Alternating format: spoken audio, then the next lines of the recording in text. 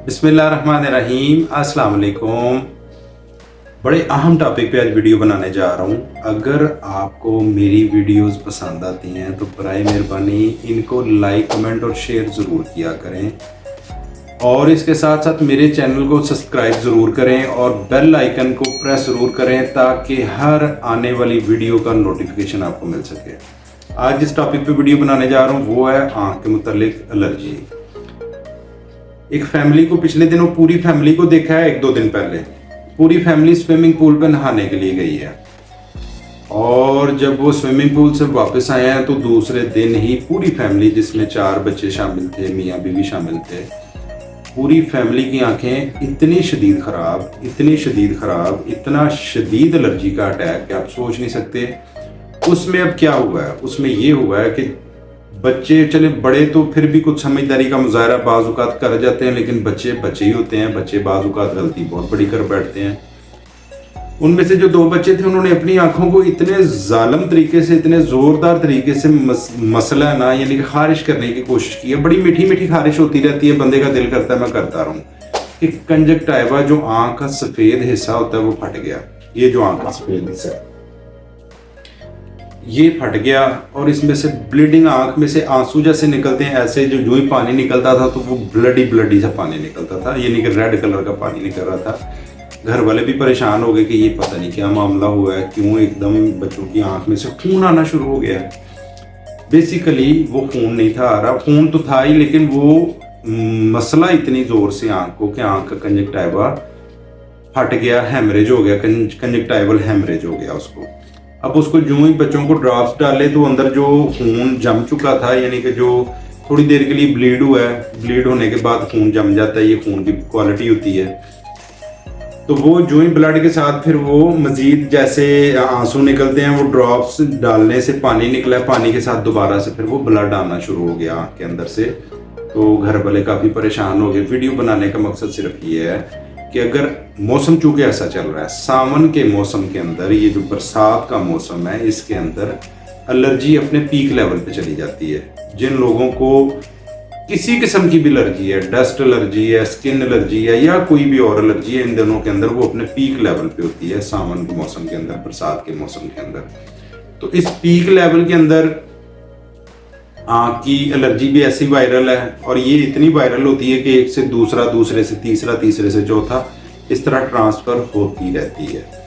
इसमें अल्लाह ना करे अगर कभी किसी को एलर्जी का मसला हो गया है, कंजक्टिवाइटिस हो गया है, तो इसमें हमने सबसे पहले क्या करना है, अपने करीबी डॉक्टर को अपना कंप्लीट आँख का मुआयना करना। खुद का टोटके मत किया करें।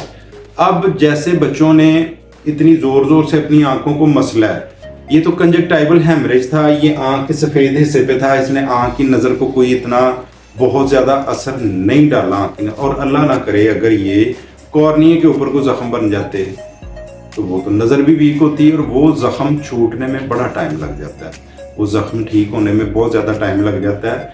इसलिए छोटे छोटे मसलों को इग्नोर मत किया करें। ख़ास तौर पे अभी ये जो मौसम चल रहा है, ये जो सीज़न है, ये एलर्जी का सीज़न है। एलर्जी एक से दूसरे पे वायरल हो रही है। इस मौसम के अंदर एहतियाती तौर पे कुछ लोग ये करते हैं जी, मार्केट से कोई भी स्टीरॉयड ड्रॉप, कोई अर्के गुलाब डाल रहा है, कोई कुछ कर रहा है। ये जो सेल्फ मेडिकेशन है ना, इसकी तरफ बिल्कुल मत जाएं इन दिनों के अंदर। जो एलर्जी आपके 2 दिन के ड्रॉप्स डालने से, किसी प्रॉपर आप कंसल्टेंट को, किसी डॉक्टर को चेक करवाते हैं, 2 दिन ड्रॉप्स इस्तेमाल करेंगे, एलर्जी खत्म हो जाएगी। लेकिन यही अगर आप खुद का टोटके करते रहेंगे, खुद अपनी मेडिकेशन करते रहेंगे, तो ये जब मसला बिगड़ जाता है तो ये कई महीनों पे जाने के साथ साथ ये फिर हर साल वापस आता है। फिर क्या होना है, हर साल जो ही सावन आया करेगा, जो ही बरसात का मौसम आया करेगा, आपको दोबारा से एलर्जी हो जाया करेगी। ये हम खुद छेड़ते हैं इन बातों को।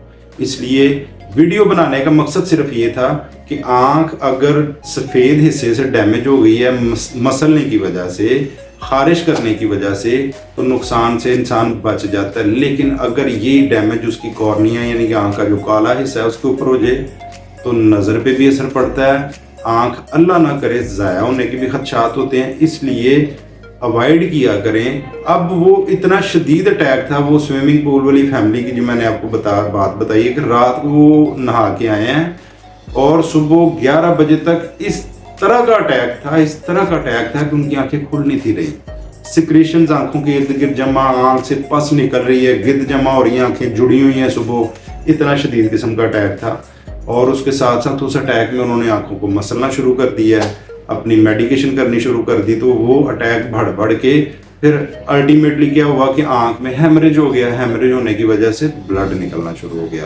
परेशानी वाली बात तो नहीं थी, लेकिन आगाही दे रहा हूँ आप लोगों को इस हवाले से, इसलिए ज़रूरी आगाही समझी कि अगर किसी के साथ इस तरह का कोई इशू हो जाए, फौरी तौर पे अपने करीबी डॉक्टर से रुजू करें। एक छोटा सा जो सेल्फ मेडिकेशन वाला टोटका ये है कि अगर आंख के इर्द गिर्द सिक्रेशंस जमा हो गई हैं, पास रेशा टाइप की चीज़ें जमा हो गई हैं, गिद्द जमा हो गई है, बेबी शैम्पू को अपने हाथों पे डालें, दोनों आंखों को बंद करके अच्छे तरीके से 1-1.5 मिनट के लिए झाग बनाएं। खुश्क, पानी नहीं लगाना, खुश्क झाग बनाएं, टिश्यू लें, उससे साफ करें, उसके बाद मुंह हाथ अच्छे तरीके से धो लें। इससे आपकी आंखें भी खुल जाएंगी। आंखों की पलकों के ऊपर जो सिक्रेशंस जमा हुई हैं उनमें भी कमी आ जाएगी। उसके बाद करीबी किसी डॉक्टर को दिखा के अपनी मेडिकेशन करवाएं। अगर आपको मेरी वीडियोस पसंद आती हैं तो बराए मेहरबानी इनको लाइक, कमेंट और शेयर ज़रूर किया करें। बहुत शुक्रिया, अपना ख्याल रखें। अस्सलाम वालेकुम।